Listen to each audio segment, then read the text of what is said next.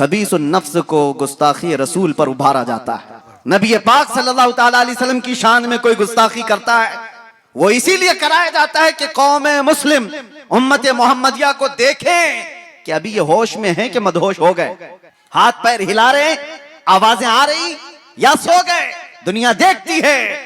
मैं और आलम की बात तो नहीं कहता, लेकिन मुझे फख्र है हिंदुस्तानी होने पर कि अल्हम्दुलिल्लाह यहाँ के बच्चे, यहाँ के मोहल्ले, यहाँ की आबादियां, इन्होंने नशा तो बहुत खिलाया है, लेकिन जब कभी किसी कुत्ते ने भौंका तो हर मोहल्ला खड़ा हो गया था, हर आबादी खड़ी नजर आई। और फिर तुमने देखा है पूरे हिंदुस्तान में शुमाल से लेकर जुनूब तक, मशरिक से मगरिब तक एक नारा गूंजने लगा, लब्बैक या रसूल अल्लाह। ये इस बात की अलामत थी कि नशा तो बहुत दिया, लेकिन हिंदुस्तानी मुसलमानों पर तुम्हारा नशा काम नहीं किया। ये आवारा तो हो गए, मगर मेरे मुस्तफा के गद्दार नहीं हुए। गुस्ताख रसूल उसका नाम भी नहीं लेता मैं, लेकिन एक बात मैं बताऊं, कितनी दिन किया गुस्ताखी, कितने दिन तेरी हयात। ऐसे कीड़े हर जमाने में आ गए, फना हो गए, लेकिन हसन बिन साबित अब भी जिंदा है, काब आज भी जिंदा है, शरफुद्दीन बूसीरी आज भी कसीदे के साथ जिंदा है। हाँ, उन कुत्तों के नगमे सुनाओ जरा जो हुजूर पे भौंकते थे। अबू लहब के कलमे क्या थे, अबू जहल के जुमले क्या थे, उतबा शैबा के जुमले क्या थे। इन गुस्ताखों का जमाने में थोड़ा बहुत चर्चा हुआ होगा, लेकिन कलमे किसी को याद नहीं। क्या गालियां देते थे, किसी ने महफूज नहीं किया। आज भी जो बोला गया वो महफूज नहीं रहेगा। कल की हमारी नस्ल को पूछो, क्या कोई दिल्ली से कुत्ता भौंकता था, वो कहेंगे होगा कोई, हमारे जमाने में तो नहीं। क्या कलमे थे वो भी नहीं मालूम। बच्चे भी ये कहेंगे फना हो जाएंगे, लेकिन रहेगा यूं ही उनका चर्चा रहे। और कौन जिंदा रहता है, कौन जिंदा रहता है? जो जमाले मुस्तफा का जिक्र करता रहता है। जो डूब गया वो जिंदा है। आज मैं बताऊं आपको, सादी शिराजी और हाफिज शिराजी, साद और शरफुद्दीन बूसीरी, ये वो लोग हैं जो अपने कलाम के साथ जिंदा है। अरे पढ़ो आज तो आज भी वजद आता है। मुहम्मदुन सय्यदुल कौनैन वस्सक़लैन वल फरीक़ैन मिन अरब व मिन अजमी, नबियुल आमिरुन नाही फला अहदुन अबर रफी क़ौल ला मिनहु वला नअमी, हुवल हबीबुल लज़ी तुरजा शफ़ाअतुहु लिकुल्लि हौलिन मिनल अहवाल मुक़तहिमी, दआ इलल्लाहि फल मुस्तमसिकून बिही मुस्तमसिकून बिहब्लिन गैर मुनफ़सिमी, या अक्रमल खल्क़ि माली मन अलूज़ु बिही सिवाका इंद हुलूलिल हादिसिल अममी, वलन यदीक़ रसूलल्लाहि जाहु कभी इदल करीम तजल्ला बिस्मि मुंतक़िमी, फ़इन्न मिन जूदिका दुनिया व ज़र्रतहा व मिन उलूमिका इल्मल लौहि वल क़लमी, या नफ्सु ला तक़नती मिन ज़ल्लतिन अदुमत इन्नल कबाइर फ़िल ग़ुफ़रानि कल्लममी, लअल्ल रहमत रब्बी हीन यक़सिमुहा तअती अला हसबिल इस्यान फ़िल क़िस्मी, या रब्बी वजअल रजाई गैर मुनअकिसिन लदैक वजअल हिसाबी गैर मुनख़रिमी, वल्तुफ़ बिअब्दिका फ़िद दारैन इन्न लहू वल्तुफ़ बिअब्दिका फ़िद दारैन इन्न लहू, और सुम्मा रिज़ा अन अबी बकर व अन उमर व अन अली व अन उस्मान ज़िल करम, सादिन सईद ज़ुबैर तलहत व अबी उबैदह व इब्न औफ आशिरिल करम, वल आहली वस्सहबी सुम्मा ताबिईन लहुम अहले तुक़ा वन नुक़ा वल हिल्मी वल करमी, या रब्बी बिल मुस्तफ़ा बल्लिग़ मक़ासिदना वग़फ़िर लना मा मज़ा या वासिअल करमी। ये किसने कहा था पता है? शरफुद्दीन बूसीरी। लकवा मार चुका था, फालिज हो चुका था, जिस्म हिलता नहीं था, और डॉक्टर लाइलाज करार चुके थे, और बिस्तर पर सोते तो चमड़ी लग जाती थी। दुनिया किसी एक्टर को देख करके ये समझती है कि ये बहुत अच्छा लग रहा है, हैंडसम लग रहा है, उसकी तरह मैं भी बनूं, और जबकि तुम कह रहे हो मदीने वाले से ज्यादा हसीन कोई था ही नहीं। तो ये मुजरा करने वाले, नाटक करने वाले तुम्हारे आइडियल कैसे हो सकते हैं, जिनको देखने के बाद औरत और मर्द का पता नहीं चलता? उन लोगों को, उन मुखन्नसों की तुम पैरकारी करते हुए अपने आप को क्या बना रखे हो? नौजवान कानों में बालियां, हाथों में चूड़ियां, और चूटी भी रखने लगा, कपड़े इतने फाड़ कर पहनने लगा। कौन सी जात है ये, कौन सी मखलूक है? नंगा रहना, लड़कियों को बेनकाब कर दिया। ये जालिम दुनिया है जो इंसान को इंसान रहना नहीं चाहती, देना नहीं चाहती।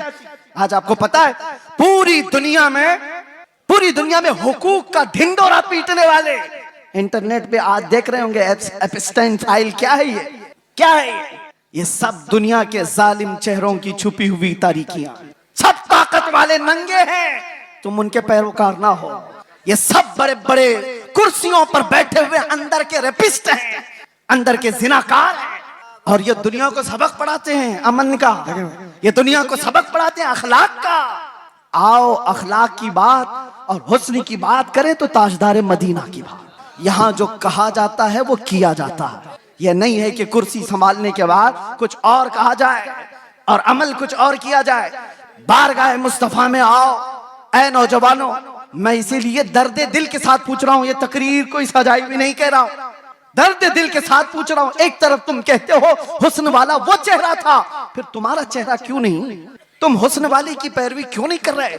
दाढ़ी तुमको चुभती क्यों है?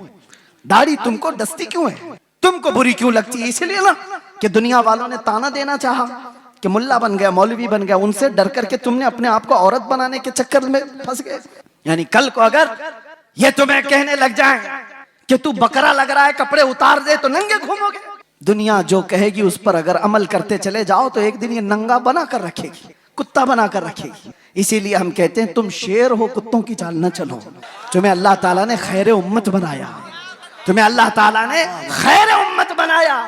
देखना है तुम मुजरा करने वाले, नाटक करने वालों को ना देखो। हमारे नौजवान का कोई आइडियल हो सकता है तो खालिद बिन वलीद है, हमारे नौजवानों का आइडियल हो सकता है तो सलाहुद्दीन अय्यूबी। आप उनको देखो, अरे जीने में मजा कुछ और आ जाए, जीने में मजा कुछ और आ जाए। आप अरे गैरे नथु खेरे बुज़दिलों के वाकयात पढ़ोगे तो वैसे बीमार हो जाओ। रसूलुल्लाह के जानिसारों की तारीख पढ़ो, अरे फिर हर दर्द भूल जाओगे, हर तकलीफ आसान हो जाएगी। इसीलिए हम कहते हैं सहाबा की बात ये थी। आज जैसे कफील साहब ही कह रहे थे, हजरत फिर आप वैसे बोलने लग गए, थोड़ा सा संभल के बोलिए, क्योंकि घुमा फिरा के हमारी तकरीर में कहीं ना कहीं कुत्ता आ ही जाता है। लेकिन मुझे बताओ, है भी तो एक मखलूक ना, कुत्ते को कुत्ता ना कहूं तो टॉमी बोलूं? आप मुझे बताइए, कुत्ते को कुत्ता ही तो कहा जाएगा। लेकिन किसी को तकलीफ होने लग गई तो हमें उसका क्या लेना देना?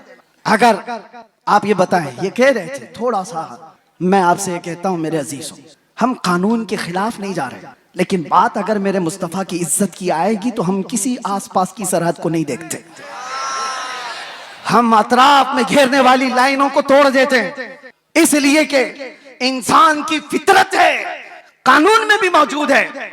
किसी की माँ को गाली देकर किसी ने उसकी गैरत जगाई, या उसकी बीवी को पकड़कर उसकी गैरत जगाई, बदले में उसने मार दिया है, तो कानून भी ये कहता है इंसानी फितरत है, ये गैरत में बेकरार होकर मारा है, इंसानी गैरत होती है।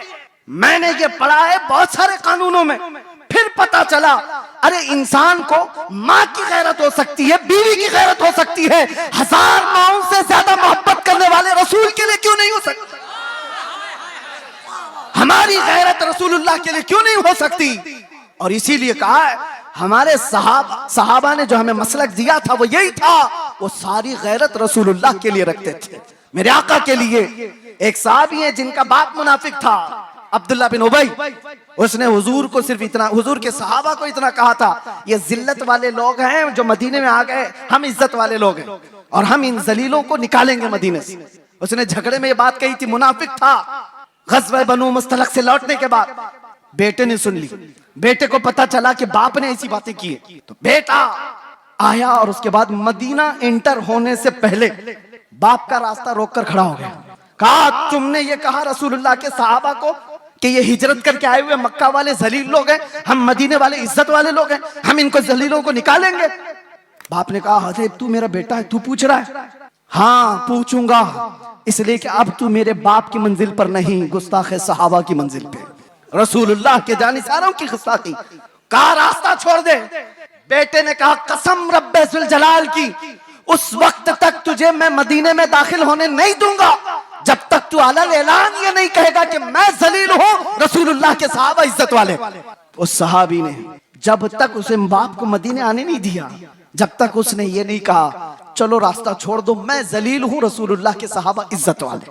हाँ ये सारे पिलपिले एक दिन बोलेंगे, सारे बुज़दिल एक दिन बोलेंगे कि हम झूठे थे और रसूलुल्लाह के दीवाने सच्चे थे। बस मेरे अजीजों, यहाँ पर इतनी खामोशी है, फिर आप कह रहे हो कुछ देर की खामोशी। मेरे अजीजों, ये खामोश मजमा है, लेकिन जिस वक्त शोर करना है वो करता है। और अल्लाह ताला ने इतना सेंस दिया है। और फिर आपसे मैं यही कहूंगा, होश के साथ जोश इस्तेमाल करो, ऐसा नहीं कि बेगैरत हो जाओ। बस मैं अपने मौजू पर ही बात को खत्म कर दूं।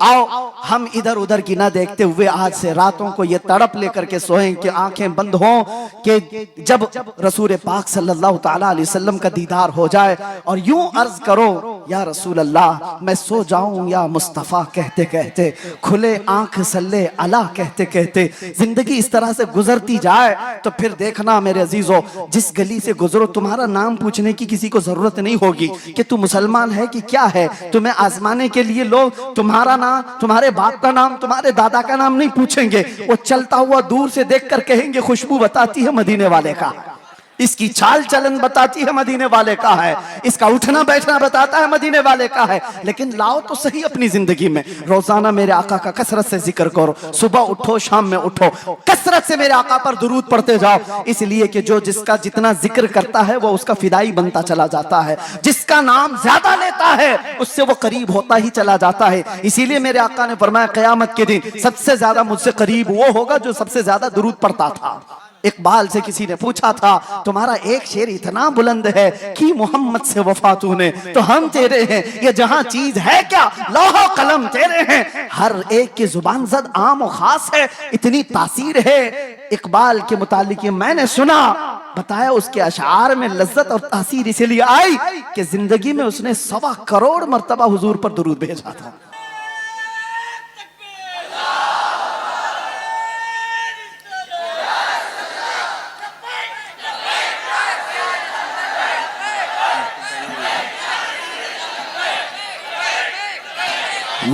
बस वक्त की यहाँ पाबंदी नहीं है, मुझे उन्होंने वक्त के लिए नहीं कहा है, लेकिन बात मेरे मुस्तफा की आए तो नौजवानों को इतनी बात याद रखनी चाहिए।